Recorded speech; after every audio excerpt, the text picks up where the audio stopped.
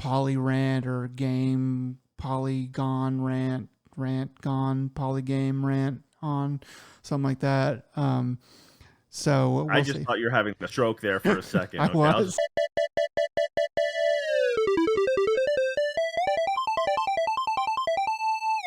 hello and welcome to another Dead Pixel.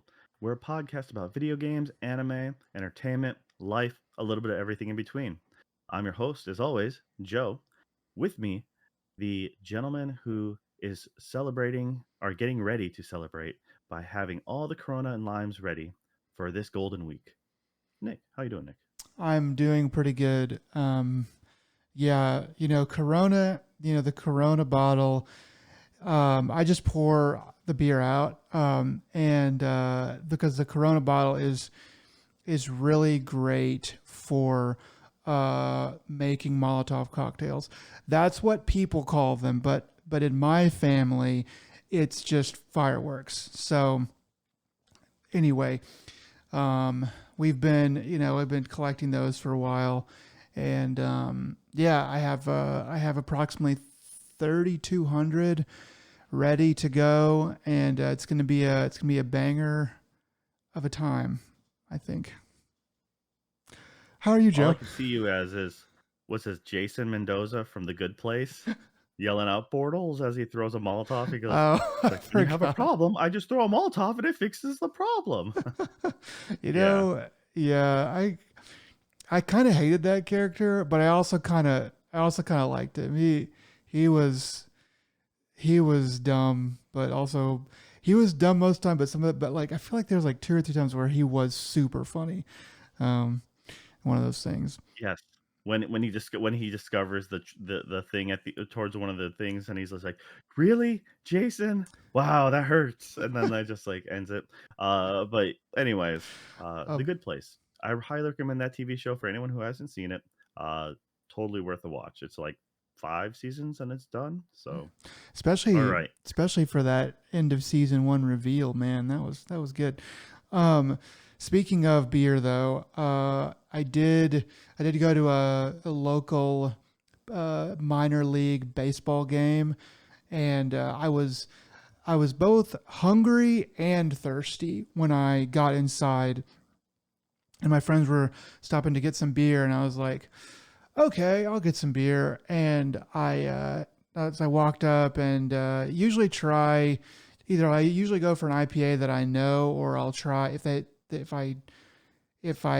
don't have one that I've had before, then I'll just get kind of like whatever they have.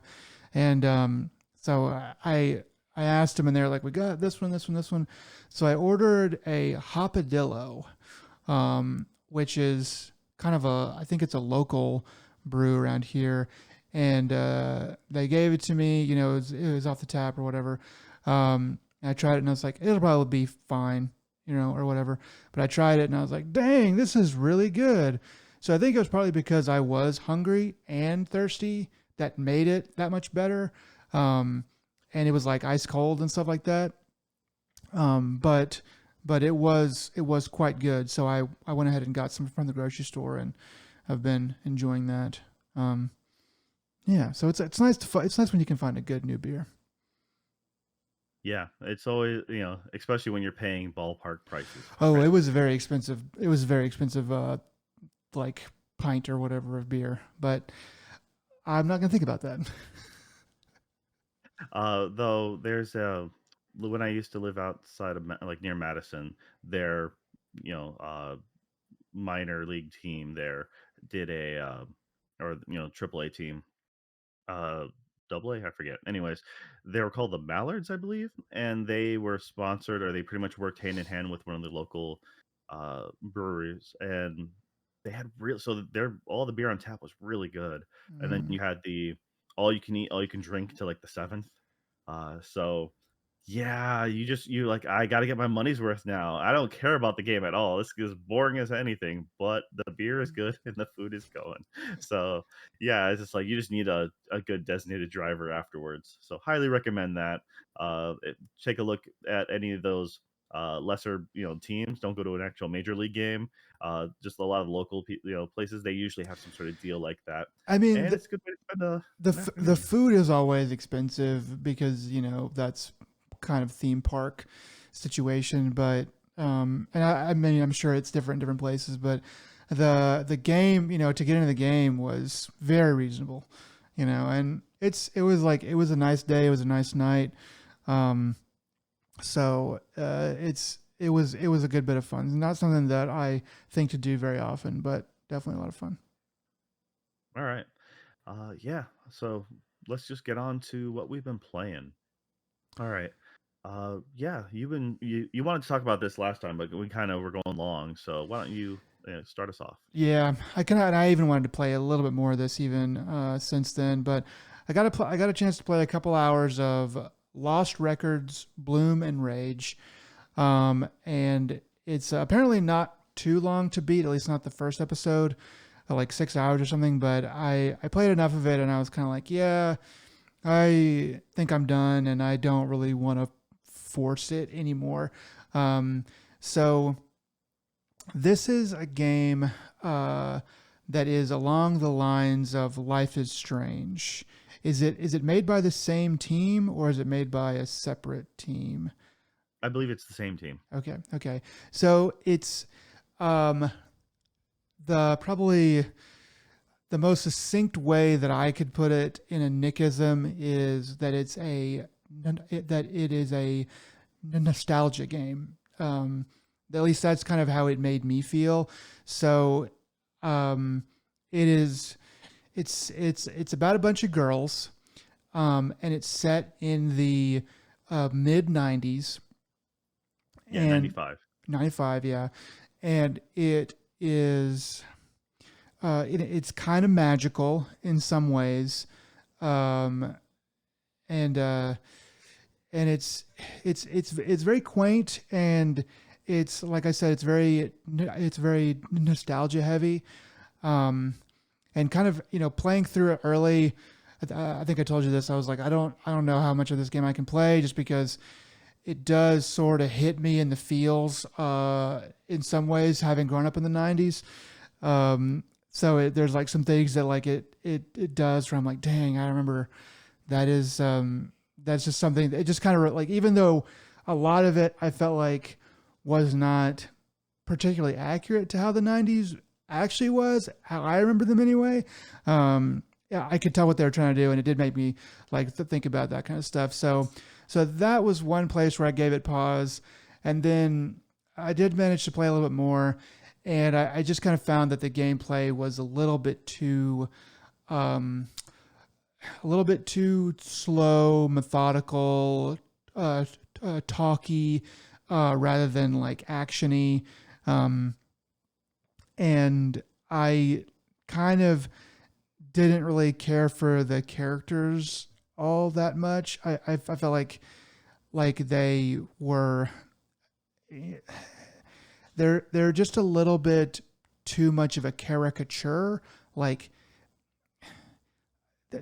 this is how a angsty person would talk, and then some of the early uh, uh, like opposition or antagonist actions are kind of like, I don't really know if it would really escalate like that. So it's a game, that's sort of par for the course, but it was not enough to make me want to stay around. So I kind of got an idea of how things were going. I was like, okay, I think I understand. I think I'm going to bow out. And Anyway, so but I did want to play enough to where I could talk about it a little bit with you, because I know you were looking at trying to play this at some point, but you hadn't gotten to it yet. But I yeah, played a little bit of the beginning. I did play the beginning, and I found uh yeah. So this is the studio we're trying to think of before was Don't Nod. So yeah, they're the ones who do Life is Strange, and yeah, they do a good job about making it feel nostalgic, but also once again, it's I feel like they're trying. It's I feel like when you're really pushing it, it feels really heavy-handed, and for me, it wasn't like that net. Like you came out like when you're saying like, "Oh, this is like kind of have that warm, fuzzy like nostalgia feeling," and I'm like, "Yeah, I don't get that. I get the fact that they're really trying to push. Uh, they're trying to. For me, it was like we're gonna push that '80s vibe that everyone was going with, but now that everyone shifted from the '80s to '90s, we're gonna push that, but we're still gonna push the '80s." It Because does, like yeah, yeah, she has to return this VHS. Remember VHS, guys? She has to return it, but guess what? She's returning the Labyrinth. That great mid '90s movie, the yeah, Labyrinth. Not Jurassic Park, not like anything else. But no, the 19 like was it '86 movie or something like that, yeah. or you might as well had Ghostbusters there while you're at it too, or I something. mean, yeah, It she just should have felt been really returning, like you said, like Jurassic Park, or I mean, this would have been later, but like Independence Day, or freaking What's Eating Gilbert Grape. There's a lot of like indie '90s movies that they could have picked out, that like Land Before Time, even, I don't know, something like that. yes, and it's once again, it's just I felt like they were really pushing a certain trying to make you feel a certain way. So my my reflex is to push against Mm. that vibe. Like it's like it wasn't as it's just like, see what we're doing, see it. Like yes, I see it. Yes, now I'm going to ignore you. I just naturally kind of shut you down a little bit.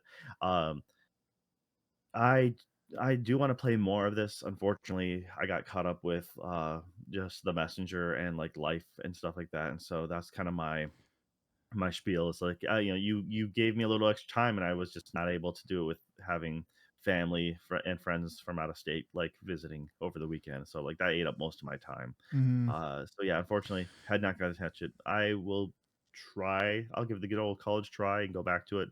I have a friend who likes this game quite a bit actually, and I'm like, okay, that's cool. They also have a higher tolerance for things. I feel like they get along with you more when it comes to cinema. Like they're like, this is a good popcorn film, and so I think that's why I thought especially when you're feeling good about it in the beginning. But once again, these games are very dialogue heavy. That's just the way they are. It's more of a visual novel almost in that sense. It's like a modern visual novel. Uh, Yeah. make your decisions. I don't know if you ever played the Telltale games, or if you ever played or liked those. I've seen some of them. I've watched, like, I think back in the day when I used to watch some streamers, I watched some streams of them and stuff like that. So I got an idea of how they work. Yeah. Okay, so it's one of the things that I would say if you like those, then this would be more akin to that. From what I've so far, what I've seen, and yeah, I mean it does what it sets out to do seemingly pretty well. I want to give it a fair shot because I only made it to like the second chapter, I guess, whatever you want to call it, or what I feel like is the second, natural spot. And they have a bunch of mechanics, and I think that's what just slowed me down in the beginning. So I'm sitting there editing tapes, I'm sitting there refilming Oh, scenes. And yeah. I kind of got bogged down just putzing around and not really knowing if it served a real purpose, but like you give me the thing to do, so I might as well look at it. Um, and opposed to like only look at it when you maybe have to. So yeah. Anyways, uh, I what I do know is they did come out with the second part already. If you have a PlayStation Plus, not the premium, well, premium or the one you have, the extras, The, extras. yeah. Yeah, they have that's available, so you don't actually have to pay anything for it. Uh, I'm not sure if it's on Game Pass or not. But yeah, if you do like Life is Strange, this is for all intents and purposes better than most of that series. Uh, you know, people like the first two a bit, and then the rest kind of scatters to the winds in a lot of ways. Oh, on the Life is Strange So stuff. Life is Strange stuff, yeah. Yeah. The first two that they released, because Yeah. there's actually Life is Strange. The numbering order and stuff and the subtitles get all weird. Because there's like But episodes, essentially they right? kind And then there's the one about the first one's about girls, and the second one's about brothers, right? Or two boys at so that least. yeah, it was kind of like a spin-off, Okay. which is okay. And then they have anyways, they have the further down the rabbit hole you go to with the newer incarnations, um, the less impressive they get. So just essentially, you're better off if you only play one of them, play the very first one, and just be satisfied with that. Yeah. And if you didn't like that, then you most I, definitely I, probably not going to like anything else they I do. I will say that this game, like, you know, for whatever aesthetic they are going for, and whether or not you like that much saturation in your colors or whatever, besides the style, which I don't mind, but you might, but besides that, the game does look very good. It's PS5, so it's got like a nice bokeh depth of field type of thing going, and there's all kinds of there's like sparkles and particle effects and stuff like that are flying around. So it's not a bad game to look at. As you're like going through. Walking around very slowly or doing things very slowly. So I will say that is like one of the things about it that I was like, okay, this is actually pretty nice looking at least. Yeah, the like both parts together um, are roughly looking at like for how long to beat, like something like 12 hours. It says 11 and a half, then it says 13 and a half for main and sides. The completionist is about 22 hours. Because technically that's what these two games, essentially is side A, side B, or like the Bloom and Rage. So, well, all right. We're gonna, since we don't really have much else to talk about this, if I am able to get back to it, I will most definitely give an update of how I feel about it once I put more time in. Yeah. So far in the beginning, though, uh, if you are a fan of Life is Strange, most definitely check it out. It won't have the action that a these visual novels kind of have for like Quantum Dream or something like that. It's not a David Cage joint where Yeah. it has a bunch of stylish action that doesn't mean anything. Hmm. You should play some of those games if you get a chance to, Nick. And then also play it where you don't do anything when the button prompts hit. Like, just let them run into trees or let them fall over. It looks like a really weird comedy skit. Okay. And they'll just continue on. It's like, but those games, for their all their flaws, at least Quantum Dream games, uh, they have their own weird B movie charm. It's Yeah. like yeah. So, I mean, but these like when it comes, I played a bit of Heavy Rain back in there, just a little bit. And these games, these Don't Nod games, seem kind of like a descendant of that style of game. Obviously, very different. There's the button prompts are like very quick and stuff like that. A different kind of game in general, um, but as like a cousin of that game. That's just kind of what these remind me of. yes, and I think like these are the way this is done is more bite size and Yeah, for lost records. So yeah, uh, at this point, like I said, I haven't quite given a verdict yet, but people seem to be at least more or less happy with it. So that's good to know. Uh, And for myself, I kind of mentioned it before. Since I had family and friends over, I decided to finish up the Messenger with what little time I had. And last time I talked, I mentioned I was like 7-ish hours into it, and turns out that's about right. That was about the halfway point. I was something like 15 hours all said and done with the main campaign, and then continued with the DLC. Uh, the game goes places. I mean, it really does kind of. The difficulty for me wasn't terrible, so I was able to enjoy the one more thing, or now here's the new bit, of levels, or here's a new stages kind of thing. So it didn't bother me so much. I can see if you're having a hard time, and then they're like, "Oh yeah, guess what? And there's more." I can see that getting frustrated about that because it's like, "All right, I just need this to end now." I've committed my time, and if you're having a hard time with it, uh, there wasn't most of the bosses. You learn the patterns kind of quick, and as you're playing through this game, a lot of the move sets become kind of second nature to you. I was able, like I said, I completely did the completionist route. I platinumed it in the end, which requires you to. Well, it doesn't require you, but one of the trophies for the main campaign is to essentially beat the first four bosses or four stages. I think one stage doesn't even have a boss, but you have to complete all of that without dying. The easiest way to do that is, well, you do a new game plus, so you will have your upgrades, which is nice. You know all your movement capabilities. Uh, but the best way to do it is to do the DLC, collect all the items to the DLC, which is a special mask, and then you can essentially use that item in your new game plus when you go to the shop. Like when you first go to the shop, it'll be waiting for you if you want to use it, and then it gives you a permadeath option. So it'll give you a big boost to attack and health, and then but if you die, so if you fall into a pit, that's the game over. So that's kind of the trade. Uh, but it makes it super easy. It really does. Like all those bosses, you just completely fly through them. And once you defeat the fourth boss or whatever, then uh, that was the last trophy I needed to get the platinum.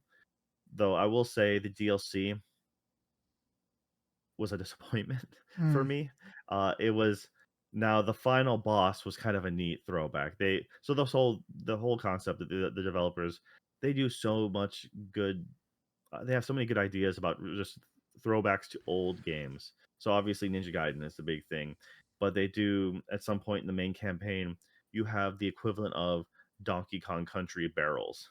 So you literally get these little cannons, and they shoot you. Like they don't do like they shoot you across the map, and then you have to like change bounce pads to like change the trajectory of your bounce into different stuff. But they have nods to that. When you die, it's like you have like an old. I'm trying to remember. It was like an old either Donkey Kong or like a Nintendo kind of fanfare, which is actually really annoying for me because it's so jarring compared to all the other great music in the game. Oh. But it's just like it's almost a taunting melody, just like "Ha, you died," and I'm like, "Screw you." Uh, it's the whole game was really well paced. I felt the final bosses and stuff were interesting. Then just like in true Metroidvania fashion, you can then get you got to get everything to get like the true ending, as it were. Uh, then with the DLC, there's only two bosses in that DLC. It's pretty linear, and I think this is where the level design kind of is weird. So they start you off with a fun little like surfing spot, which kind of reminds you of the Battletoads level 3 like hover bike scene. Not as brutal. It's actually way more forgiving, but it kind of had that nostalgic feel to it. But as you're playing this DLC, you're it's very linear. There's not really a lot to explore elsewhere. But then if you realize you missed a spot, they have a lot of points of no return that you didn't realize, so you can't actually backtrack like a Metroidvania game. And so Oh. by the time I realized, I was like, "Well, how the heck do I have to just play this whole DLC again?" I was trying to figure this out, and then I just went in the item shop. Just kind of quick PSA: you can leave the DLC. Any progress, things you've collected, they'll stay with you. And then depending on where you were in the DLC, they kind of let you start at the beginning of said zone or like major area. So I'm like, all right, well, I'll play again from the beginning and just have to backtrack. And I was almost pretty far to the end of that zone, and I'm like, that sucks. But because I have already collected everything else and looked at everything, I just kind of speed run it. But it was just a flawed. I think it's just a flawed design in that Mm. choice.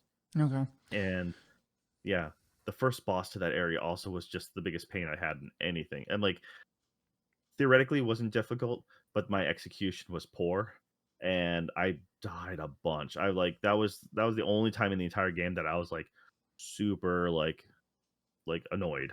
Oh. I was like, cuz they had a small handset of movements, and I must have been like one or two hits from killing it multiple times. I feel because I watched a video of someone else doing it. I'm like, there is no way I know I did that many hits. Like, I think I'm like, "Are you playing on the Switch? I don't know what you're playing on," but, like, I know I've done that damage. In fact, I've gone through more cycles of their move sets, like with more successful hits. So I'm like, I have no idea what the hell's going on. It's a totem pole. I'm just saying this boss is a totem pole, and for me, it was absolutely like raging, and Rage it got inducing. to the point where like, yeah, it's like I'm getting it's like late at night, and I was like starting to get tired, but I'm like, I have the patterns memorized, so I'm like, I'm just gonna keep on going. I'm like, I think at some point maybe I was just getting just slow enough that it was counterproductive. Hmm. uh I tried a handful of times the next day, and I was able to do it, but still took me longer than I would like, even with full rest and knowing the pattern still. I mean, So I think it was yeah, just I've had bad I've had a couple things like that in my life where I'm just like pounding away at it and I just can't get it and it's super frustrating and it's usually like late at night or whatever and I'm like, man, I am like, and even if I'm not tired over, I'm just like, oh my gosh, I'm like right there, and um, and like I'll go to bed and wake up and be like, well, okay, I gotta like try to get back into it again, but like your brain does work while you're asleep and it like lays in those pathways or something because pretty much every time that that's happened where I've been stuck one night and then get up in the morning, even if I'm like rusty or whatever, I might get like one or two runs in and to kind of shake the rust off and then boom, it's just like freaking happens. So Yeah, there's something to that. yeah, yeah, it's not didn't quite happen as quick as that, but once again, like I said, it's just like I felt that particular setup was rough, and I looked it up, and some other people had similar issues with that particular boss. Hmm. There's a segment in the main campaign where there's a missable trophy, and essentially you can go to this spot, this cave out of order. Oh, uh, you're supposed to get an item that's supposed to help light up your way through this cave, or for the trophy, you can go through it blind, pitch black. And so what you do is you just watch someone else's feed of it, and like having with the light, and then you kind of guesstimate where the things are. okay, Yeah, I was able to do that far quicker than this particular boss. Like, okay, and like it wasn't nowhere near as bad. I was just like that took me maybe 5 to 10 tries going through a dark cave, just you know, but with I probably died like 30 times. No exaggeration. I was raging, but also like I said, I was also gotten pretty late at night and stuff. The rest of the thing was easy enough. yeah, Collected all the other pieces, and the final boss battle was goofy and fun. Uh, is a it's a great uh old school game callback for just the boss battle, and it's just like, all right. Uh, but by the time I got to certain points, like they have these fun little stories that the shopkeeper. Every time you go to a new area, you can ask the shopkeeper for like, "Do you have a story for me?" I stopped caring at the very end because after going through that totem pole, I'm like, "Yep, I don't care anymore." I'm yeah. just like, I'm done. Uh, it's just like, so I don't. I almost want to say that the DLC did some fun things, and it was free, so therefore that's the right price. Uh, had they charged for it, that would be upsetting. Okay. I think that I just or disappointing, I should say, disappointing, not really upsetting. So, Well, I mean, uh, yeah, like that. Maybe that's why it was sort of the quality that it was, because like we're gonna make this free and blah blah. So if they did charge $5 or $10 for it, preferably like $10, then might have been like a lot more robust, longer, and less annoying or whatever, more well thought out. But that's kind of, I don't know. I've never like I've there's not very much DLC that I've ever really been a big fan of. There a lot of it I don't mind, but a lot of times I'm just like, okay, this is something that kind of re-whetted my appetite for the game, but I almost would have just rathered it been like a side chapter in like the next in like blah blah blah game 2. But that's just me. yeah, for sure. I mean, now I'm not. This is done by Sabotage Studios, and I believe they're the ones who did Sea of Stars.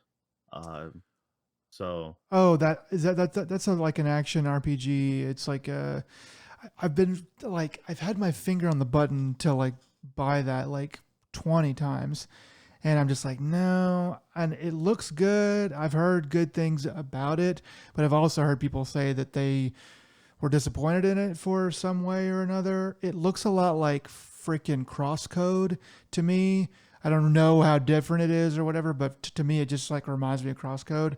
And I played the a point lot. is, it's supposed to be like Chrono Trigger or like the old Mana games. But Yeah, yes, Crosscode, in that sense. But it is the game was all right. Sea Stars, real quick.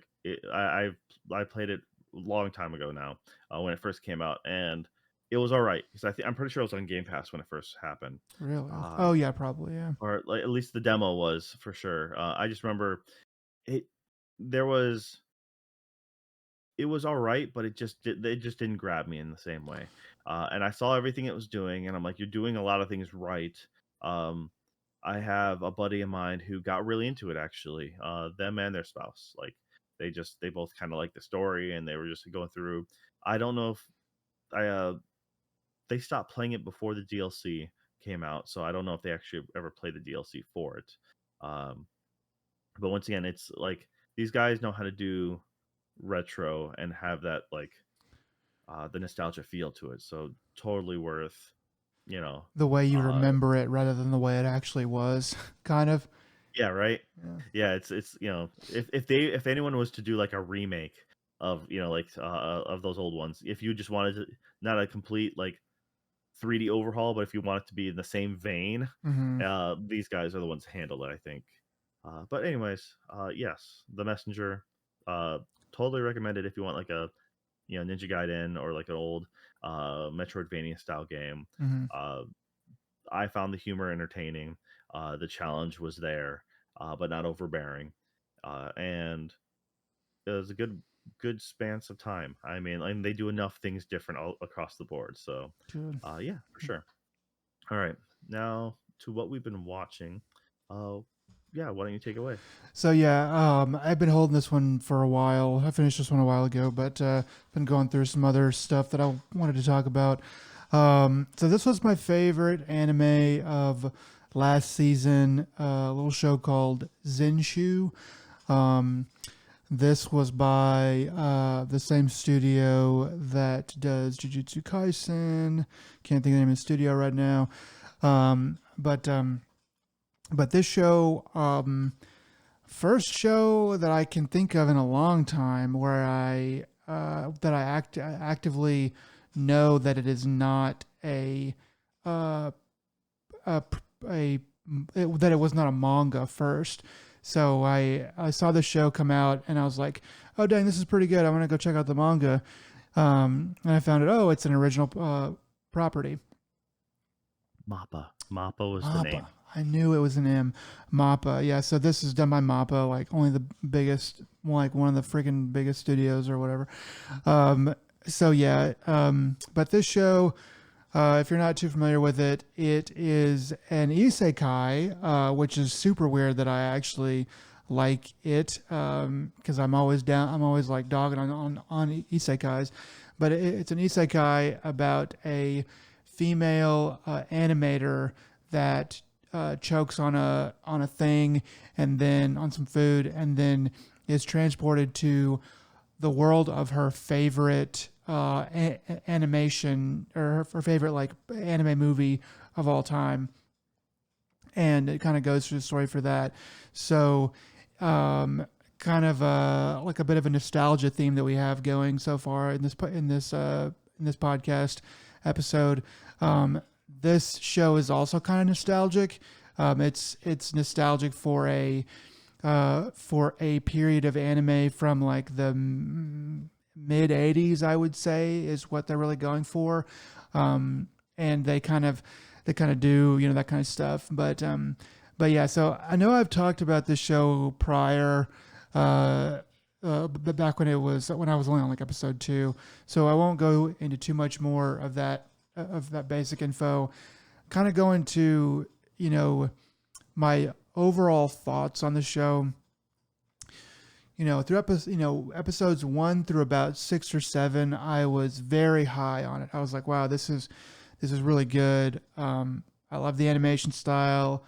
I liked I love the story. I love what they were doing with it. Um, I liked all the characters. Nobody was annoying. Things were fitting together, and I think it was really good uh, all the way through. But I did feel like the last 2 or so episodes, it sort of stumbled a bit. It became a little bit it became a little bit standard, I would say, and fizzled in some ways. I think that they had too much left to do in too little time, and so especially that last episode, I just felt like they were just trying to do too much, and it ended like, okay, and it's done, and yeah, and that's the end of the season. Well, looks like we could make another one maybe if we want to, and that's sort of where they leave it. So I was kind of like, meh, so it was definitely my favorite of the season, but ended up being like I was feeling like it was, um, I was feeling like it was like a 9 or whatever whenever it started. I was like, okay, this is heading toward something like really good. And it dropped off a bit, I would say. For my money, it's like an 8.5 or whatever. And there's just a lot of things that it was doing that I really liked. So I don't want to dock it too hard for like the ending being ho hum. But yeah, so that's kind of the long and short of it. I really liked it a lot, and I really hope that they make some more because it was good. Yeah. So the opening to this is was done by Bandmade, and they're the ones who do I believe the opener to um what is it, the current one. Uh, of course I'm slipping on this one. It's the lady Rock is Lady's Modesty, Oh, okay. uh, and I believe they did the mocap for it too, actually. Um, so they're pretty solid. As far as the I agree with you in a lot of ways. Like the animation's really good, the story was really solid. The I feel like where they start to stumble is like halfway through. They have to get serious about it, because Hmm. it didn't make sense. Like it kind of didn't make sense of the way the pacing of this film. Because that's the thing, is like she's in the world isekai in a world of a movie. Um, with as much stuff that's happening like per episode, like each new enemy wave that's attacking and stuff like that. You're like, how much did they cram in a like 2 hour movie? Because that's insane. Which Um, 2 hours of anime, it seems weird, but 2 hours of anime feels way longer. 2 hours of anime, because of the pace of a lot of it. Like you watch Princess Mononoke, and it's like exactly 2 hours long, and that movie feels like it's 2.5, 3 hours. It feels really long. Anyway, that's kind of a tangent, but yeah, like how much are they really cramming into this anime movie, this made up anime movie? But I guess that's kind of oh, what they're able to do because they're just talking about it, they're not showing it. well, the other part is they're having it's when they start bringing the the quote unquote intensity. They're trying to make it a darker story. They're trying Yeah. to bring the other uh the impending doom, and then you have later on, you have an outside force that's there, or entity, and you're they're pulling out all this so late in the game. It's like it should have been addressed far earlier. But they just say, "Oh yeah, this person dies and this person dies, but I've been able to fix that," and they just kind of like, Ye- let's just wipe our hands and forget about it. She's like, but by this time in the story, like all hell broke loose and this is all bad and everyone's miserable, and I've changed all this. And every episode was like that for a while, and you're like, okay, well, when's the other shoe gonna drop? And then unfortunately it's a little too late. Because like there's You like know. there's like 9 or whatever guardians. I forget how many guardians there are that are in the original like movie that she's in the world of. And I guess whenever you come into it, like a bunch of them are already dead. Spoilers, sorry, but that so they go back and talk about it, and it's yeah, it is sort of like this was like one heck of a movie. But yeah, there's some weirdness like that. I think some of the stuff at the end, some of the animation stuff at the end, got pretty. Oh, I do remember now. It went to a place. Like I think it was in episode 8 or 9. I think it was in 9, where I was like, okay, standard anime mob mentality. This is the way that anime thinks that mobs and people in mobs work and think. So, like once they did that, I was kind of like, this is okay. I guess you have to go back to the well or whatever. You can't stray too far away from all of the tropes and stuff. So it was just kind of like, all right, that's a bit of a letdown, but it is what it is.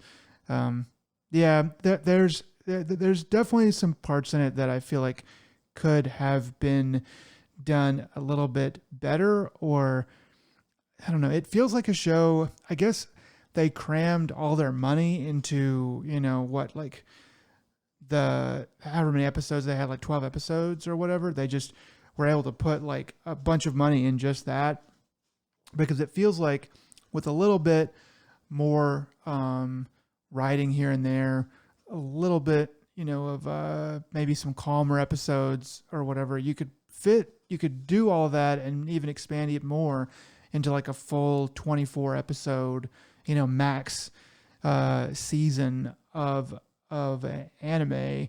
Um, and I don't know. I think they probably made the best choice for what the story that they had. But it does make you wonder, I think. Yeah, I mean, but once again, it's still a solid recommendation all in all. Yeah. So, yeah, it was one of the highlights of last season for sure. Uh, all right, and I guess I'll kick us off with a little bit of some of the new stuff coming out. A bunch of stuff has been getting English dubs, and some of it I just haven't gotten a chance to go through it in Japanese yet. So I'm like, oh, I might as well do it in English then. Which this one, Aharen is indecipherable. This is season 2. Season 1 was solid. I forget, it might have been last year now. The main concept of this is it's a simple rom com. It's about a this tall, like kind of bland looking guy, uh, very minimal facial features. He's classmates with Aharen, which is this little chibi girl who doesn't quite understand how to deal with people, and she gets super attached like super quickly. All right. So he's nice to her, and then next thing you know, like the concept of personal space isn't there, so she's sitting right next to him. Like yeah, she's just all up in his face. It's quirky, cute. The season 1 is solid. It ends on a decent note, and season 2 just kind of picks up right after that. It's I believe it's the following year now, and new class, same old cast, pretty much is exactly it. Uh, yeah, I've only 2 episodes out in English, but everything's going just fine. So Okay. if you want a decent rom com, something to fill that like that void of I don't know, dangers of the heart or Comey can't communicate or something like that. This isn't like this is same but different. It'll fill Mm. that scratch that itch, but it's not necessarily As within the good. same levels of those. Okay. They all have their own peaks, I guess. Dangers of the heart is cream of the crop when it comes to that. Yeah, it So is. I'd say this is more closer to Comey can't communicate, Mm. because the girl has slight issues with like personal boundaries and stuff like that. Hmm. But equally good. All right. Oh man, I hate some of these titles. Okay. All right. Let's see. Uh, Shiro Hyo, reincarnated as a neglected noble, raising my baby brother with memories from my past life.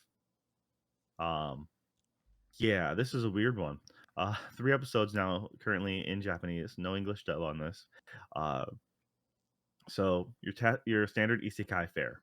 Uh, Businessman reincarnates as a noble, a very very fat little child, like super pudgy little kid noble. Uh, Okay.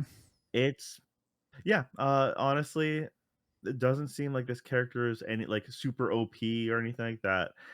He's just trying to live his normal noble life with his family who just doesn't care about him essentially. They just abandon him to the housemaids and stuff and his private tutor. Um, Saying all that, it's not that bad. Okay. uh, it's as far as one of these goes, it's all right so far. I've watched 3 episodes. They've only just recently introduced the younger brother character, Well, at least we knew he who was I mean, coming. yeah, right. So I think the main character is like 5 or something like that, and the younger brother's like 3 or something. Okay. So So, essentially, his parents are estranged, um, and father just lives with the mistress, and that's where his half brother comes into play. Mother doesn't care for him because it reminds her of the father. Father doesn't want anything to do with his technical wife, and he can't get a divorce legally because they have a son who's the heir to the family. mm, Yeah, and so yeah, it's whatever that drama is. Uh, but honestly, I know I'm not selling it very well, and that's okay. uh, It is literally one of those. It's just like if any of those keywords sounds interesting, then you'll probably think it's okay. yeah, it's so you're saying don't judge an anime by its title. Yeah. Well, unfortunately, almost all of them are that way. Yeah. Uh, so I recently, having gone through looking at some older stuff, I didn't realize some stuff got dubbed later on. Mm, And so this one, I never got a chance to watch it when it was first aired. But now that I know it's got dubbed, I started watching it now. Uh, and so it's Megaluminaries, a company limited. So this is about an alternate world where, like current day, where monsters essentially exist, mm, and we have corporations that have magical girls to fight them. Uh, and they essentially use digital means is the best way to explain it. Like the girl has an ID badge for her company, and that is what she uses as her transforming device that gives her lets her change into her uniform. mm, She has a broom to fly on, which is like it looks like something that should be out of like Dragon Ball Z because it's like a metal broom with essentially a turbine, or not really, like a jet engines on the back end, kind of.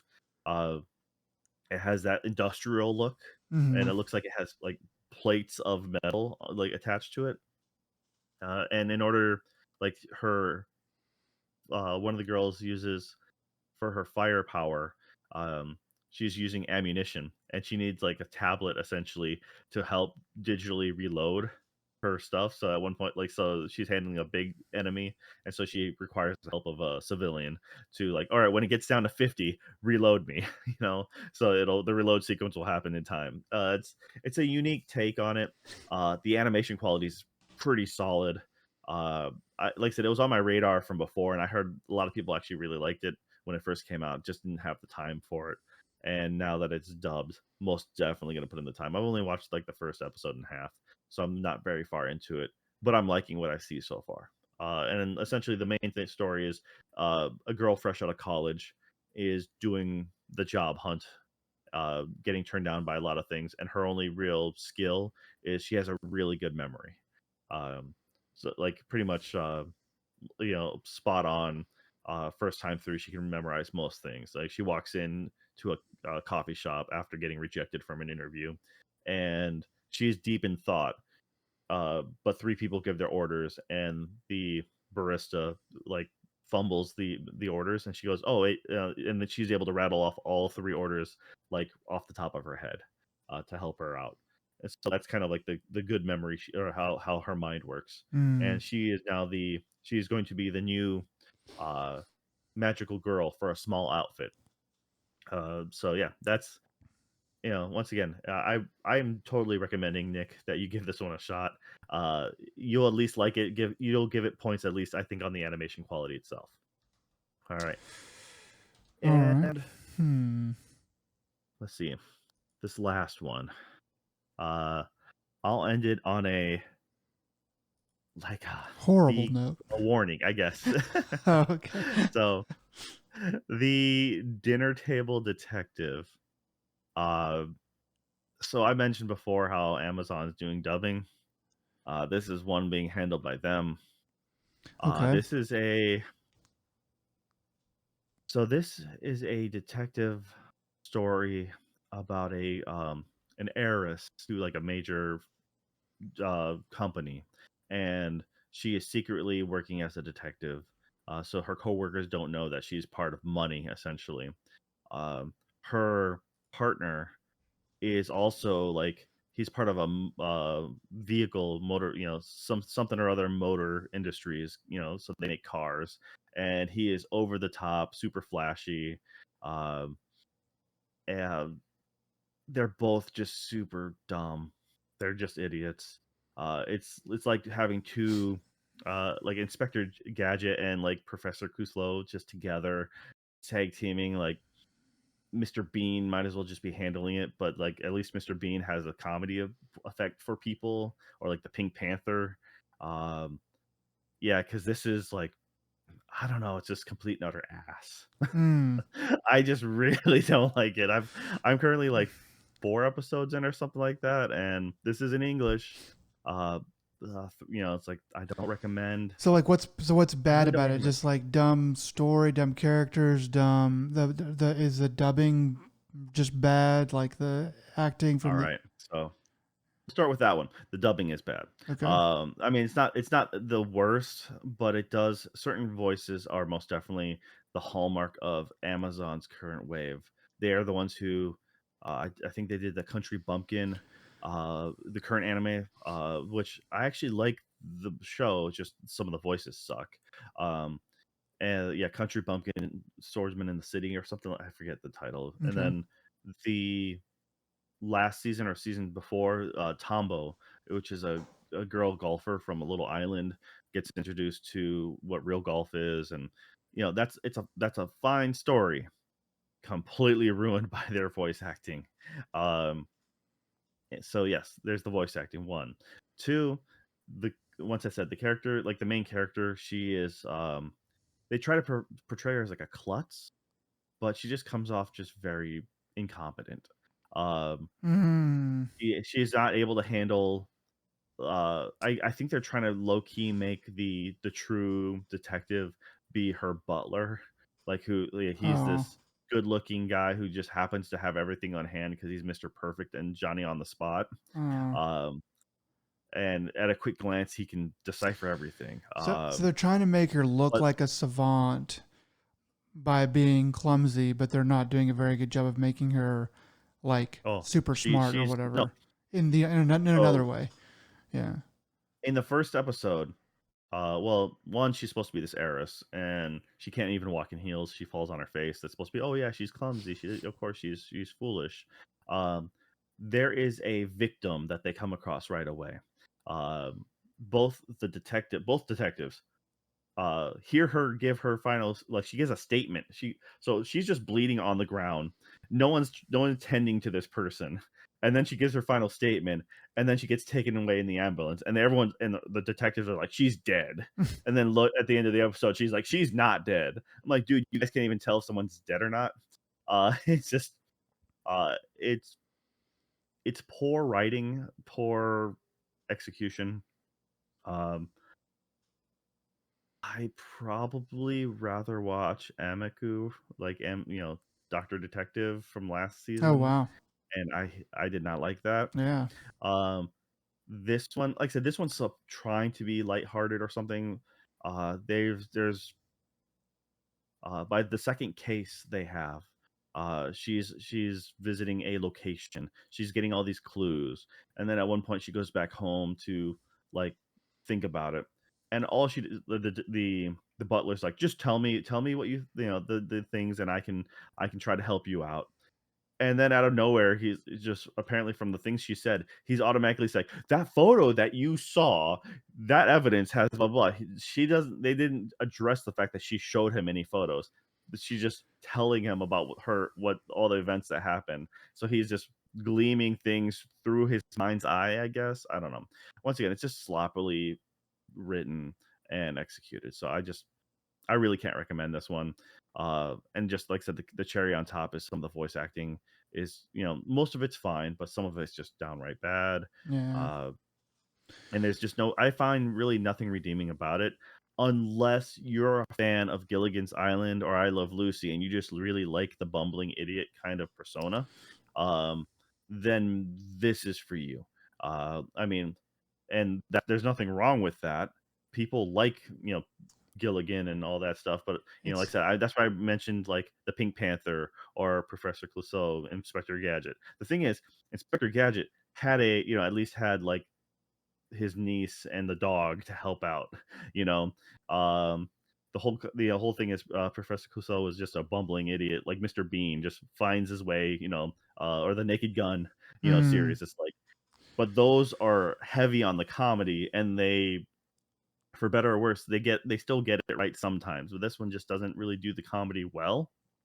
So I'm not really sure who this is for and what their target is, um, because they don't like Amaku, like MD, whatever, like the Doctor Detective. They try to make her seem smart, right. and they're like, and she's gonna just magically process everything, and then she's a savant that way. And I'm like, okay, this girl isn't a savant. She's barely capable of like rubbing two brain cells together. I feel like now I'm portraying her worse than she is, but she Yeah. really isn't that clever of a detective. Her partner is just arrogant and egocentric as anything, and he's also incredibly dumb. Uh, to be a quote unquote detective, they're just the way I feel like they're portraying the Japanese police as just bumbling idiots. Mm, And I'm like, so it's really yes. weird because they usually love to ham up the clever detective. Having the high school detective, whether it be Detective Conan, Mm, Daichi Sensei, um, heck, even what was that not Naoto from or Persona 4. I'm saying their name wrong. But anyways, close enough. Naoki, But anyways, they maybe. no the blue the character in blue. Oh, okay, never mind. Anyways, secret. Um, it starts with an N. But anyways, they love a good detective. Uh, so this is really weird that this is here. I'm just kind of baffled, really. So, once again, it feels like it was something that was ordered by like you'd expect Netflix to have ordered this or something, or like an adaptation from something, or you'd expect, it's like this is kind of like the bottom of the barrel. So, It is Naoto. which is sad. It is Naoto? Naoto, yeah. Okay. All right. Once again, I feel, especially after the Country Bumpkin one that's on Amazon, that quality of that one seems like animation and just overall like story and stuff is way better. Just a few of the voice actors are just really bad, but this is the exact opposite spectrum. I'm like, no, I'll just avoid this. So that's my warning. The Dinner Table Detective, You have been unless warned. you just want noise if you want noise in the background, sure, it's better than being alone, I guess. um, yeah. So, all right, that's it. What is let's see. You gathered news as always. So, what are the major stories you have for us? Biggest leading story. I don't have too much here today, but biggest leading story is the Xbox price hikes. So let me. So I pulled it off of Kotaku. I know. I don't know who got it first, but maybe it was just kind of spread out to everybody because I think it might have been through an announcement from Xbox anyway. So basically, these are going to be U.S. prices. Um, I'll kind of go through the list. Uh, well, I need to find a starting point. Yeah. Okay. So basically, Xbox Series S 512 is going to go from 300 is what it's at to 379, which is a 27% increase. And then Xbox Series X is going to go from 499 to 599, so from 500 to $600, which is a 20% bump. And then there's some other stuff here. Xbox Series X 2 terabyte Galaxy going up 21% up to $730, which makes it more expensive than the PS5 Pro, as it is right now anyway. And then the Xbox controller is going from 60 to 65. Series 2 Elite controller jumps from 130 to 150. And then, yeah, so there's all those things. They've also announced, I guess, that games are going to go up to that first party games from Microsoft are going to go up to $80 by the Christmas holiday or the holiday season. So that's going to be coming soon. And then the final last little bit is that they're raising the prices higher in the United States than they are in some of the other territories, which I thought was kind of interesting because some of the other price hikes that we've seen, at least from Sony, have been the other way around, where United States has been kept from really getting a price hike, whereas the other territories like Europe or South America or whatever have gotten higher prices. So yeah, that's kind of the long and short of it. I wanted to get that out first before we talk about it. So I guess, what are your thoughts about all of this, Joe? Yeah, well, this was the inevitability that Nintendo, paved the way for us all. They led the charge in screwing us. You know, no one wanted to be the first out the gate. But now that that's happened, it's Nintendo already did. open, and everyone, They wanted to be the yeah, first out the gate. yeah, they wanted first blood, and they did. They got it. Uh, Now, as far as our price increases, yes, of course, most reasonably probably because of tariffs, so and uh we're just paying the penalty for foolish decisions. So these are now high-end luxury items. There's no way you should be paying uh you know for like for a 1 terabyte Xbox Series S. You should not be paying 430 for that. The the fact that you have to pay $100 more for the same Series X, like that's been out for years now. That's ludicrous. Uh, Yeah, yeah, I don't know. that's It's that's un- something that's interesting to me. I'll talk about that in a second. I mean, the way I look at it is they've gotten all the people who are going to buy in at this point anyways. Uh, so they can afford to do stuff like that, where the likelihood of getting new people in is slim. Most people at this point will probably be more fine with buying used, and or hold off until the next system, whenever in the next couple of years. So Yeah, it's weird because of that. It's different than the way things used to be. Traditionally, at this point, we would be seeing price drops, and instead, we're seeing price hikes, and we're all talking about it. I mean, it's almost certainly because of the tariffs and stuff like that. Cost to produce these things is going to go up because China is going to, have counter tariffs, presumably, and other countries are going to be competing as well. So it's just going to be more expensive.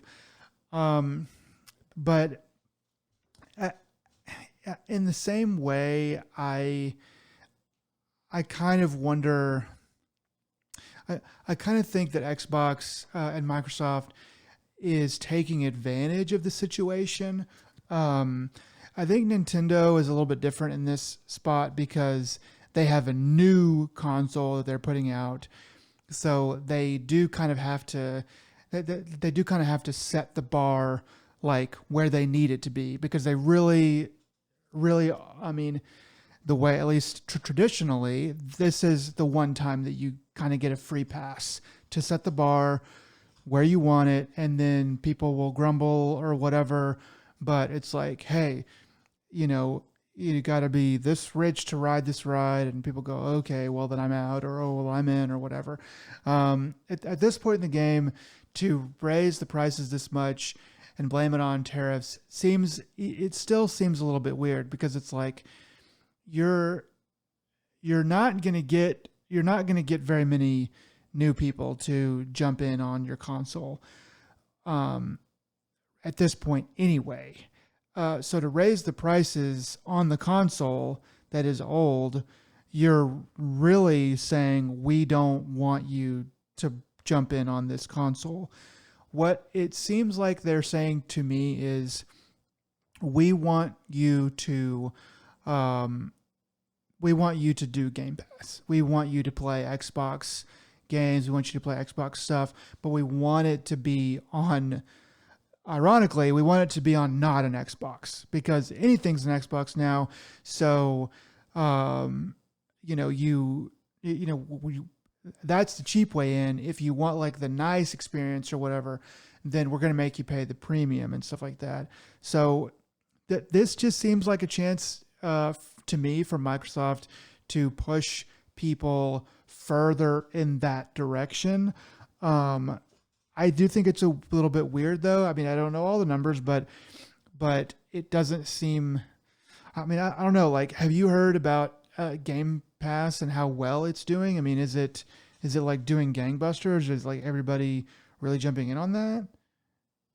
So it's one of those things that I don't think anyone really has solid numbers. I think the overall consensus is that a lot of people like Game Pass, but Game Pass as a whole isn't doing a lot to move the needle. Uh, that's why it's such a whenever they have a new game, first party game that comes out or something like that, and it underperforms in sales. Mostly, like it's like, hey, but you're also kind of hurting yourself because you have it available day one on Game Pass, so no one's going to dish out extra money to own it. That's what makes the Claire Obscure Expedition 33 such a outlier, because despite being on Game Pass, it has still sold over 1 million copies. Yeah, And that's amazing. But it also helps that it's also like a $50 game for the base game, or $60 if you want like the upgraded version or whatever. So, I mean, it's like they it's like 1999 again. Yeah, yeah, right. I mean, though, they've done a good job about making it, uh, pointing us in the right direction of how companies should be, and I think they're getting a lot of love for that too. I mean, they made a quality game, and they made a lot of right decisions around it, but they're also not trying to screw over the fan base. And I think the fan base is, all those things together is causing like that perfect storm of uh, fan fervor. yeah. Uh, It does seem to have Microsoft, on the other hand, sorry, go ahead. all right. Well, I was going to say Microsoft, on the other hand, is going to they are taking advantage of the situation. I don't think Nintendo gets a pass on this, because Nintendo's coming out with a new thing, but the new thing is not much. It's not really that next gen, and the only way I would Mm, have ever given them a pass was on physical media.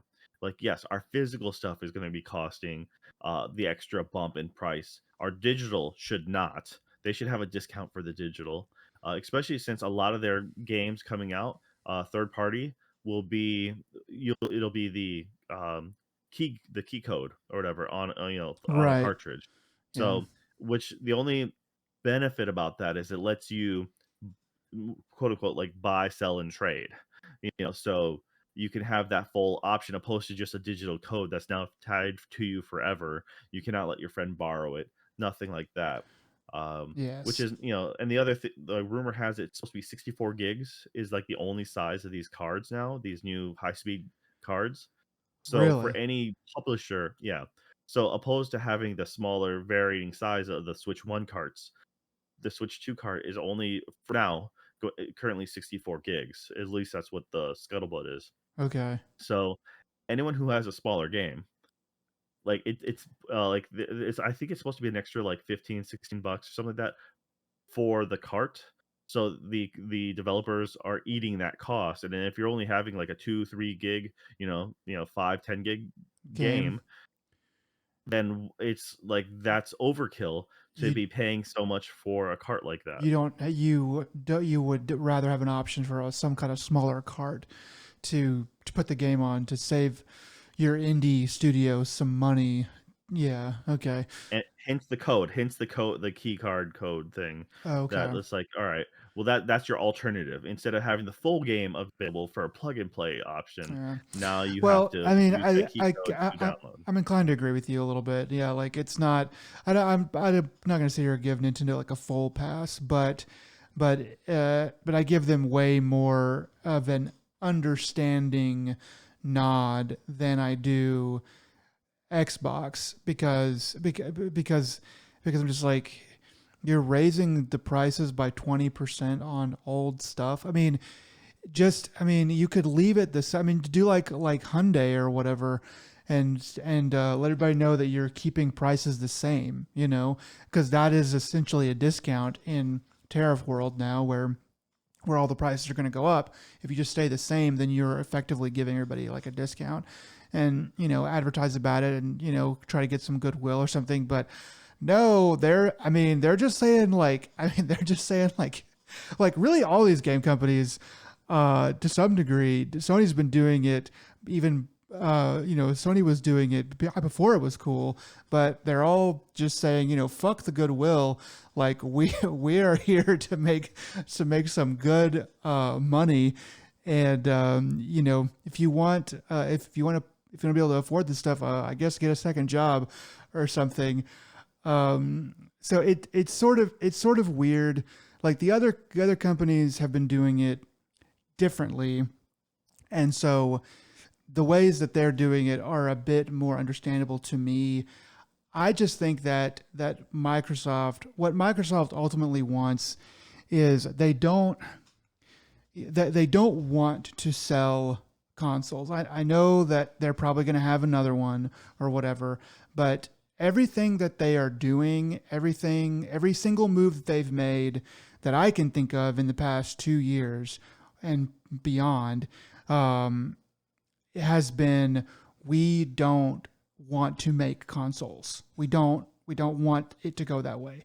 What they want is they want everybody to get on Game Pass so that they can raise the price of Game Pass, every 3 months or every 6 months by a couple bucks. And you're like, F it, I'm already paying for it anyway. And, basically Netflix you into paying. I mean, what Netflix is for, I don't know how much it is for like the lower tiers or whatever, but like for the full Ultra HD, it's like $20 a month or something. They want to get into that zone so they can, raise the price as much as they want, as slowly as they want, and you're just way less likely to jump ship.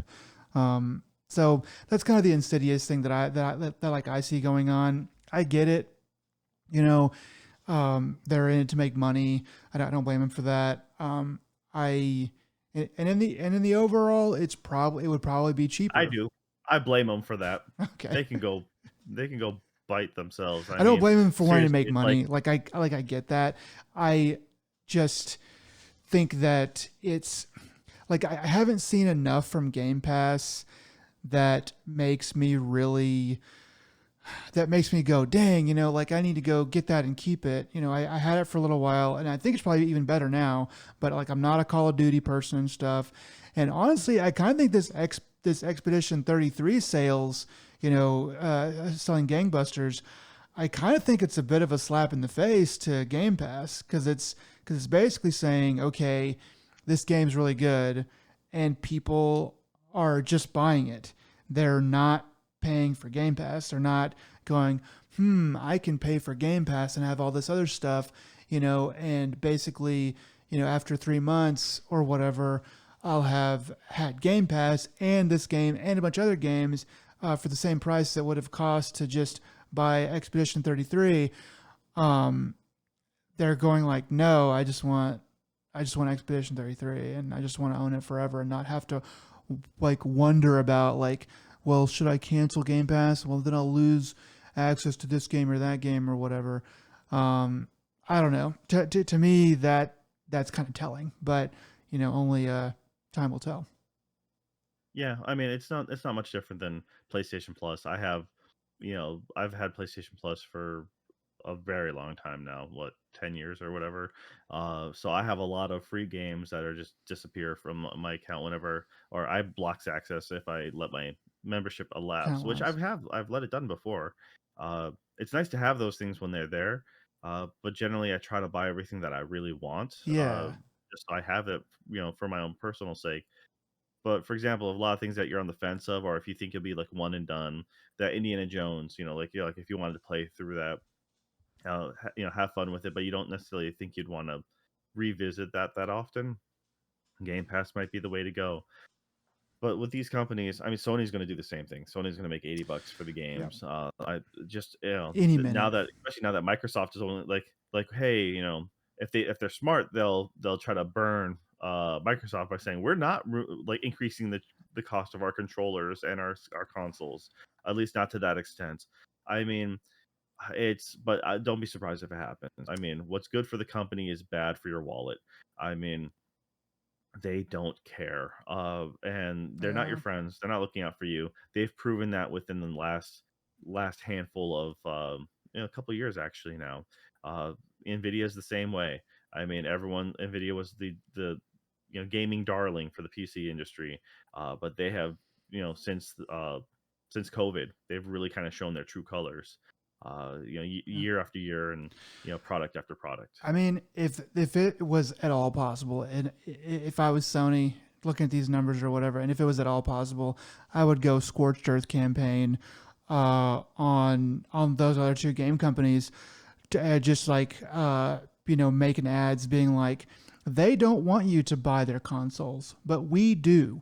We want you to buy our console, so we're keeping it at like this price, and like just show like hearts and minds type like type stuff like when they're trying to get you to buy subscriptions that you don't need. We're here putting out games that you actually want to buy. Blah blah blah blah. That's what I would do if at all possible. But like this Kotaku article puts out like that like Sony is. I mean, this is just their guess, editorializing or whatever. But I think they're right that like Sony has got to be like right behind. I mean, I would be surprised if, or I wouldn't be surprised if Sony announced their own $80 games or and console price hikes or whatever before I can even get this podcast edited and put out. Um, it's almost it's almost a certainty that it's going to happen just because of everything that else that's going on. We're talking about Sony, the people who came out with their Pro model, which was astronomically expensive for what it should have been. So yeah, they've been screwing us over anyways. Like I said, you said before it was cool. So Yeah. yeah, all right. What a great time to be a gamer. Well, there's You more know, good news if you just want to hear about it. awesome. Let's hit us. All right, what's up? So this is something that's near and dear to me and Joe's hearts. The future of Giant Bomb seems to be in doubt. Um, Joe and I talk about Giant Bomb and our love for the good old days. Honestly, probably like 80% of the reason that I wanted to start a podcast, or like 80% of the inspiration, I would say, is from Giant Bomb and those good old, Jeff Gershman, Brad Shoemaker, Vinny Caravella, podcast episodes. Those were just so great. Well, things have changed a lot. We've talked about that as it's kind of happened. Um, But in Giant Bomb, I haven't listened to Giant Bomb in a long time because just all the people are gone and stuff, and the company's changed hands a couple times. Since the beginning. But most recently, uh, quite a few of the staff have quit and or been dismissed. Sort of a gray area there, but a lot of them seem to have quit. A lot of the oldest guard that was still there, Dan Reichert, Jeff Grubb, and some others have left kind of abruptly. The site was even or had quit streaming. They had stopped doing their normal streams and stuff like that, their normal episodes, because of the kind of the quitting that was going on, which seemed to stem from an announcement that was made by the parent company, Fandom, kind of stating a bunch of rules and stuff that they wanted the cast to start to follow. I pulled this from Video Games Chronicle. Um, let's see, the way they put it was pretty good. So basically, they the on one of the last streams, the staff was making fun of the rules that were being placed on them, and I was like, "Whoa, that is pretty wild for." Oh yeah, here it goes. So, episode it was the 888 or the 888th episode of Giant Bomb, was published and then swiftly removed.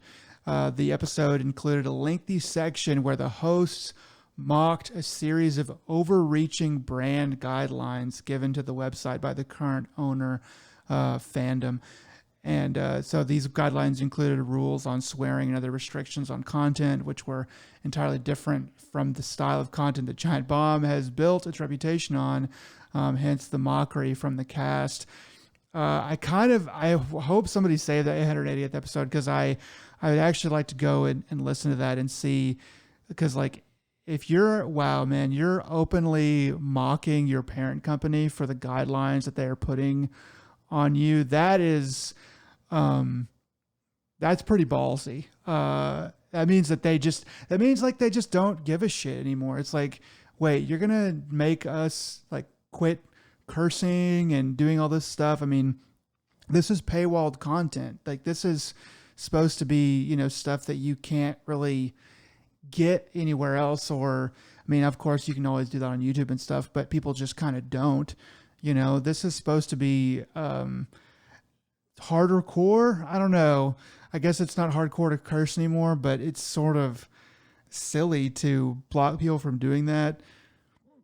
Anyway, I just found that to be interesting, and kind of was thinking, it might be time to pour one out for Giant Bomb, because it's definitely going through some changes right now. Yeah, I didn't realize they had fired Jason. I'm assuming Jason A. Striker is who they're talking about. They laid him off. Oh, yeah. Just yeah, I didn't realize that at the time. I've been so far removed from them. Looks like according to uh, like some of the stuff they were saying, like uh, the parent company Fandom was pocketing all the subscription money Oh, and wow. giving them none of it. Uh, yeah, that was the whole thing. Is like it's a subscription based model. You can watch for free, and then you get the YouTube ads. But the big thing is they made money from those who wanted all the content, and that helped. Like when you're doing that, you're paying for their unfiltered opinions, right? You got their unprofessional Fridays and stuff like that. APF was so good. Uh, God, man, there were so I some. mean, they did a lot of. But Yeah. once again, if I'm not, it didn't say who the host was now. So I don't know if Jan's still there, because he was hosting for a while. But I can see Dan. If it was Dan hosting, then you say it's ballsy. I just say it's him being an idiot. Um, but of course, he would do that because he's already one foot out the door. But he always has like something scheming or cooking in the Yeah, background. But if he already lost, Dan was a schemer. He was always a turncoat. But That I mean, saved his he like face too. chances are yeah, I mean, well, chances are he'd have a wrestling thing put up in the background. He'll probably, he has connections with other, his old friends and colleagues from a Game Informer and stuff like that. So he's going to land on his feet. I'm just kind of curious what the cast looked like prior, I guess, because like who Yeah, knows? I think that like I think that Twitch and Patreon and stuff like that basically came and ate the lunch of Giant Bomb. It, you know, the whenever it started in '08, Patreon wasn't really a thing. Um, Twitch didn't even come out, until 2012. I think it was Justin TV for a little while prior to that, but it was very much in like its embryonic stage. So, whenever Giant Bomb started, it was it was kind of a blending of the old way of doing things with the new way that nobody really knew about yet. So once those other things got established, I think that it became too difficult to. I'm just going to go ahead and say it. Like I think Giant Bomb is basically done, in any kind of way that anybody would really, any of the old fans would want to watch. Um, but I think that once the Patreon stuff started coming and everybody started being able to go their own way and make their own content and make their own money, with no middleman or company owner or whatever or suit telling them what to do or not do, that was kind of the beginning of the end, because that seems to be what happened with the guys who left and did Nextlander. Is they weren't stuck there like Jeff Gershman seemed to be, and so they were like, yeah, we're tired of this, we're gonna go, we're big names, in our own right, and we're literally like 3/4 of the core of this thing, maybe not quite that much, but at least like half of the core of Giant Bomb. We can go do fine by ourselves. And I haven't checked on Nextlander in a while, but I think that they probably are. Something else that I saw here, that Jeff Gershman, he left the site in 2022, and he later confirmed on his new podcast, the Jeff Gershman Show, that he was fired, although he even later than that said he planned to leave the company prior to his termination. So I'd kind of like to know more about that. Honestly, I was like, I figured he was planning to leave, and that was like more the thing. Um, he probably just goaded them into firing him so he could, I don't know, draw a severance or something. That would be a Jeff Gershman thing to do. But yeah, it's it's sad because I really don't think that there's anybody that makes content as good as what they were making. Like I don't think anybody makes anything that good like nowadays. Um, it's something that like the little podcasts and stuff are, and Patreon people and YouTubers and stuff. They're kind of too small, to make the really good avant-garde weird content.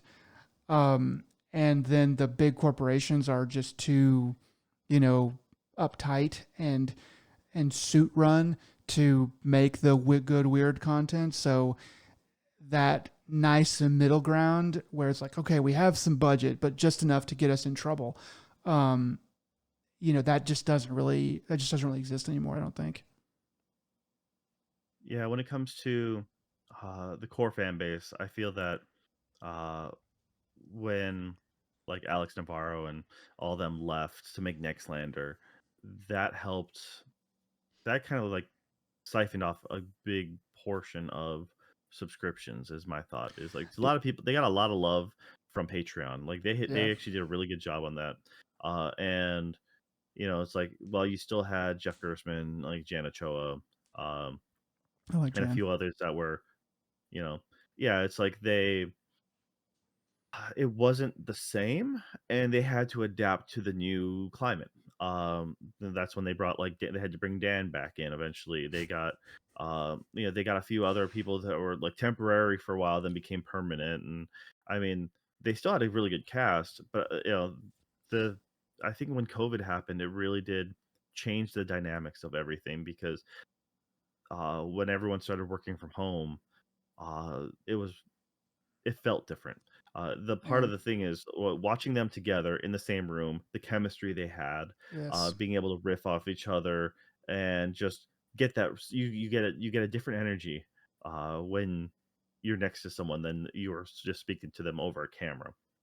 So it was it was nice for certain things like watching Alex do his drumming sessions, his like every weekly rock band stuff, which was really cool to watch. But at the same time, it was just like I really did miss their interactions, their jokes, and And I don't know, it was they could like they had some stuff because I was a subscriber for a little while there, probably in like 2018, 2019, maybe I think 2018. Um, and I dug into a little bit more of their like offbeat, content and stuff they were putting out, and they had like mailbags and stuff. So you'd see their office, like where like their cubicles and stuff were, and or whatever, and they could just kind of pick up a camera and like Jan could pick up a camera and go put it in Jeff Gershman's face, and say, "What do you think about this?" And Jeff Gershman just kind of like riff off of it, or Brad, just like what they were doing, and and then they would like goof off and like screw around, and kind of create sort of weird stuff that you can do when you're all in one building and you're all in one studio, and you can't if you're not, so like everything now is the other way. Like everyone's like in their own living room or their own spare bedroom or whatever, they're like us right freaking now, and it's good that that's like available, but yeah, there's a little bit of that extra magic that goes into the chemistry of everybody uh being in the same, mixing pot. Yeah. yeah. Well, it's still it's sad to see a group that's been around for as long as they have, you know, on hard times, and unfortunately, Giant Bomb has been traded quite frequently between different companies because it was like Red Ventures before this, I Well, believe, and they're I mean, like whenever cause I didn't really know all the scuttlebutt about kind of how it was really working, until pretty close to the end, or at least pretty close to when Nextlander split off. But I didn't realize that like Jeff Gershman one time he was like you don't want to run your own company, man. It's like too much. It's like you have to do all this stuff, and it's like, and whenever he said that, I was like, oh, okay, yeah, it's to me that told me that like they really didn't control their own destiny um, at that time, and that it was sort of it was never really gonna, like, once I heard that I was like, okay, this isn't gonna last. If he's talking like that, and if he thinks like that, then it isn't going to last, because he could get up and any of them can kind of get up and walk away. What I would like to see from now is, I know Jeff Gershman has his own show, and honestly, I kind of feel like Jeff Gershman has lost a step in some ways from some of the stuff that I saw from last time I checked in. But what I would have liked to see is Jeff Gershman to run out his contract, finish his non competes or whatever, and then go join Nextlander. I mean, because then it's like, then the guys have all the power. They don't have to worry about any overlords, and the model is set up for them, and it's never going to be quite the same. You're not going to have studio or whatever. They're not going to live in the same city, or whatever, but it would at least be some of that, you know. Um, and but I think that they're probably just happy, you know, being all split up, you know, like they are. So I don't think that there's a big chance of that happening. Yeah, I mean, it's yeah, I wouldn't hold my breath on that. They've you know, collaborations aside, uh, they are most definitely happy with the way things are probably set up with them. They both have similar subscription based, at least subscribers on YouTube. Their Patreons probably hold them well enough. I mean, like Jeff didn't really, or like they hadn't really owned, Giant Bomb in a long time because, but when they started Whiskey Media, they talked a little bit about essentially knowing people to help fund them. It's like more or less having a not really an angel investor, but a backer of some sort. Yeah. And but they knew they had those connections since before that when they were still in Giant Spot or GameSpot, and then did Whiskey Media, and then Whiskey Media got bought out, and so it's like by CBS was it again, which then brought them back into the family of The you know GameSpot, games. Yeah, weirdly, yeah, there's a lot of weirdness there, and that's sort of what got, from what I understand about the history, because I wasn't paying attention when it all happened, but that's sort of what got Jeff Gershman his claim to fame was he was refusing to uh, write uh, favorable articles, favorable reviews, or being paid to write a favorable review for a bad game or a game that he felt was bad. He was not willing to sacrifice his journalistic integrity in that way, and so they dismissed him. But I mean, that's like sort of the street cred, that he needed, besides already being, pretty well liked. That just gave him a lot more street cred, so he's able to go out and do a bunch of other stuff. So yeah. Anyway, that's I think it was for Kane and Lynch of all it things, if I was, remember yeah. correctly. I think it was Kane Lynch too, Um, but And maybe it that was the game was first one. I don't so know. ass. The first one was bad too. But the first one, no, but the second game was just atrocious beyond belief. Yeah. I played the first working at GameStop at the time. We checked out the first game. One of my coworkers and I, we sat and powered through the whole thing in like an evening. And it was not good, but it had like a couple of key moments. You're like, oh, okay, that was kind of cool. But everything else was kind of garbage for the first game. So when the second game came out, we're like, all right, we got to do the same thing. You're You got to coming to run my it place. back. We're just gonna power through this thing, and I'm like, look at this. I just remember like shooting between bars, and you're seeing like it's an invisible wall. Like Mm, you're seeing the bullet stop in in literally midair, the bullet midair, yeah. hole between two bars, and I'm like, this game is just like in the end, the story made no sense. It was just complete and utter trash. Um, yeah, it's just like it was sad because it's like, yeah, two-player game, it's like other than that, you didn't really have a lot of games like that was the whole concept of it, really two buddy buddy, like you had Army of Two, and some other Mm. games like the Gears to a certain extent, but nowhere near. So it's just like Kane and Lynch was theoretically a good thing. Execution, no. So, yeah, Yeah. uh, it's a good one to go on because if you were going to be like, yeah, this is a good game, you deserve to be fired anyways. It was a trap.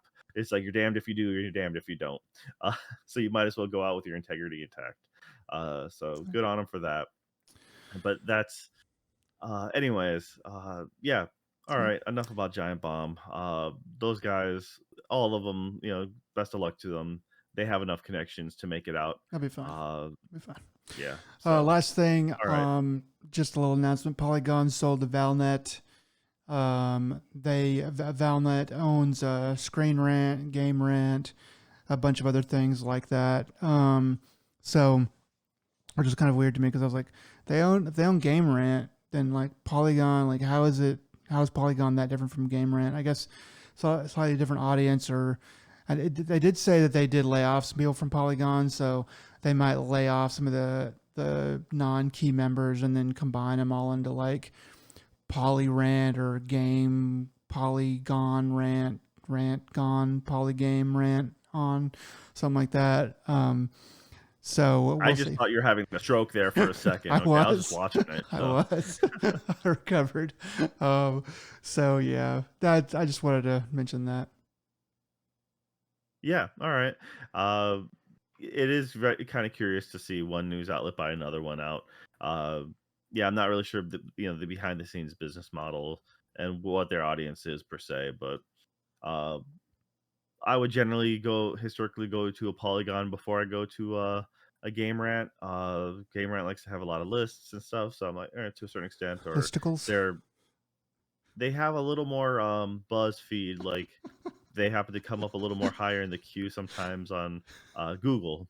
So I don't There's know. this. It's like having a promoted item. You're like, I see you always on the top. I'm going to skip you. There's. Did you ever listen to? So I'm only gonna bring this up because we were talking about Giant Bomb and stuff. But did you ever hear that episode of the Beastcast where they're talking about where Vinny Caravello is talking about the the rise of the listicle and how like everything is a listicle now. It's just it's an article, but it's like a list. And he was like what if like everything becomes like like a listicle, on and on and on, and then finally that kind of runs out of favor and people start to write like just text articles where it's like all just text. It's not a list anymore, and they just start to call them texticles. I don't Like, remember that one. uh, I honestly don't. I need to go find that episode again because that was good. Vinny had some good bits that he would pull off sometimes. So yeah. Yeah. Well, all right then, guys. If you made it this far, we appreciate it. This has been ADP episode 125. Nick, what are some words of wisdom you have for the people out there? Um, you know, uh, the dinner table detective is I guess it's better than being alone. So I guess if you're alone, just go watch that. All right. For those of you out there celebrating Golden Week, make sure to fire your firearms into the ground and not up in the air because bullets do come back down. Uh, yeah. Men All right, too. guys. You don't want to go away from men too. Take it easy. And have a good Bye. one.